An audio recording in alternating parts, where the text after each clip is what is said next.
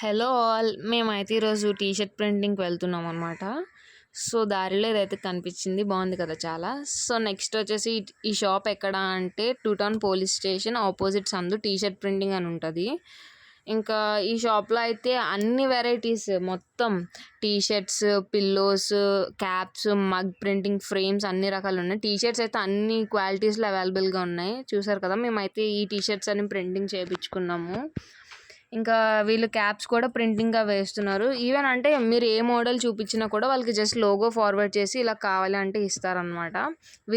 అంటే నేను చాలా షాప్స్లో ఎంక్వైరీ చేశాను, అట్లీస్ట్ 1 day పడుతుంది అని చెప్పారు.